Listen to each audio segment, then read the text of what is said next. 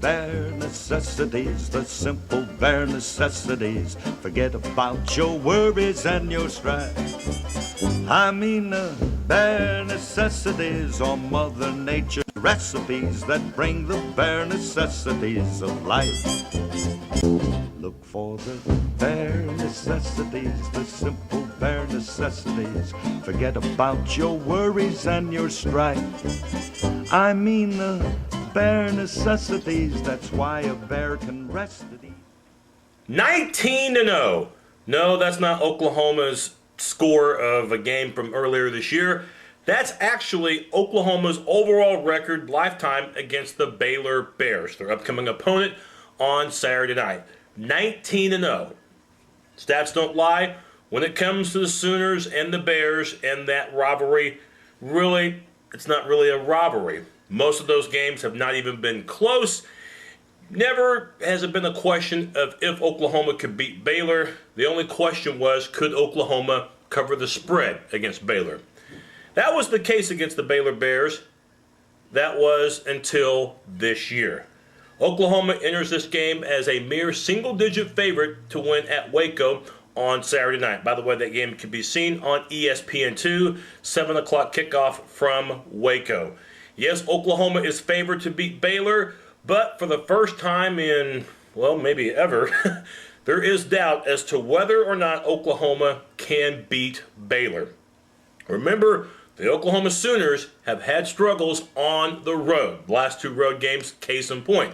The Missouri loss when OU was number 1 in the BCS, and the A&M loss when Oklahoma was ranked in the top 10. Both games Oklahoma got off to bad starts and had terrible finishes, resulting in those defeats.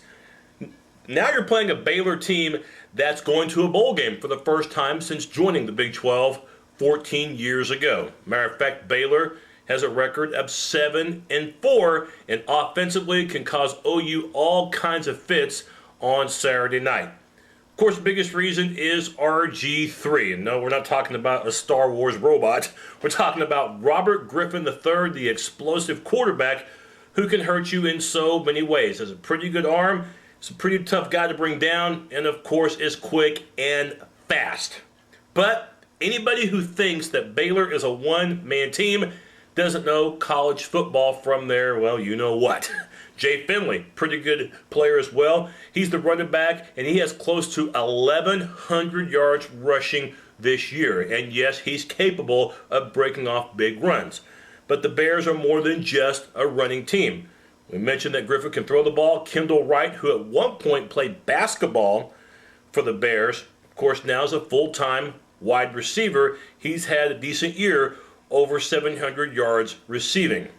While Baylor is pretty good on offense, there are some drawbacks to the Bears. We mentioned the good things about Baylor. They're going to a bowl game for the first time since joining the Big 12. We mentioned the 7 wins, and we mentioned the terrific offense they had. But this is where the gods, I guess you could say, get even with the Bears. Defensively, they're not a very good team. They may not be at the bottom in the Big 12 standings in defensive categories, but they're pretty close to it. Matter of fact, they give up over 160 yards rushing per contest. Of course, OU is a pretty good running team, so that should really help the Sooners out in this contest Saturday night. Passing defense is decent, but not terrific, and Baylor does give up about 28 points per game. So when you play Baylor, expect pinball-like scoring, and I think it's going to be a pretty high-scoring game on Saturday evening. The Baylor Bears are going to be trouble for Oklahoma. Several reasons that I just gave you. It's a better Baylor team. This is not those 3-4 win Baylor teams. It's not a Baylor team that when you saw them on the schedule, you were like, win. It's not that way anymore. I still believe that Oklahoma, if they play up to their capability, and the main thing, don't get caught looking ahead to Bedlam. People around the state are already talking about this as being one of the biggest Bedlam matchups in recent memory. It will be, but only if Oklahoma can take care of business against Baylor. They lose to the Bears, the Big 12 South Championship is gone, and you're playing Bedlam merely for pride. If you want the Bedlam game, Sooners, to mean what it's supposed to mean, go to Waco and handle the Bears. It's that simple. Don't get caught looking ahead to Thanksgiving week in that big, big showdown. Oklahoma State's going to be there at Stillwater. The Sooners, despite the 2 losses earlier in the year, still control their destiny toward getting a Big 12 South championship. They can beat Baylor, and then they can beat Oklahoma State the following week. It would be at least a 2-way, maybe a 3-way tie, depending on how A&M finishes their year against Nebraska and A&M. And even if it's a 3-way tie, you figure the Sooners in the final BCS rankings would be ahead of both Oklahoma State and A&M, which would be that tiebreaker in a 3-way tie in the Big 12 South toward that representative going to the Big 12 championship game. It will not mean anything if Oklahoma stumbles in Waco against Baylor, and if Oklahoma does not play well enough, it's not like those previous years where you can have a subpar game and have just enough to get by the Bears. These are not the same old Bears, so the Sooners have to get over the road woes and cannot look ahead to Stillwater. Let's go ahead and highlight the 4 keys of the game. Key number 1, contain Baylor's ground attack. And I know Oklahoma's not going to be able to stop it, okay? There's too many weapons on the Baylor offensive side, too much speed to expect Oklahoma to stop. But when I say contain, I'm talking about try to hold Baylor to about 130 yards rushing total as a team. And don't just be completely glued in on Robert Griffin III. That's a mistake because Jay Finley, he's a player that can hurt you just as much. The running back. With Finley and Griffin, you're going to have your hands full, and it won't be easy for the Sooners because they're not healthy up front. Adrian Taylor, if you missed it, hurt the Achilles last week against Texas Tech.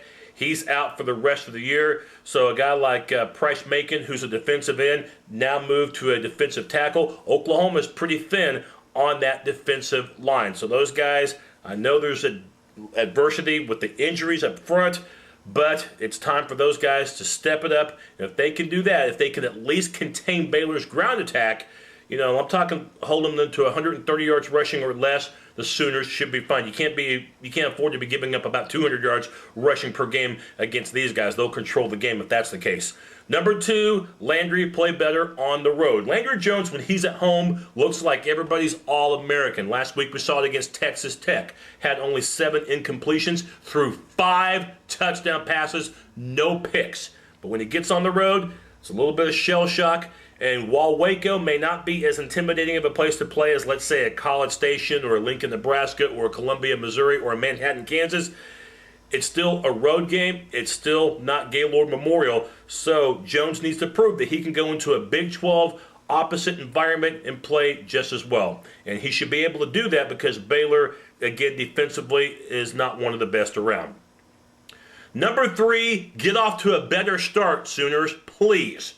Oklahoma against Missouri and against A&M got off to bad starts in those games. Missouri gave up the opening kickoff for a touchdown. They were behind, and Oklahoma couldn't take the lead until late in the third quarter, and then that lead didn't last long. Against A&M, the bad snap off the opening play, down 2-0 because of the safety, and then A&M scores off the free kick and marches down the field on their opening possession. So OU was down 9-0 in that game, barely 2 minutes in, and the Sooners never, ever had the lead in that ball game.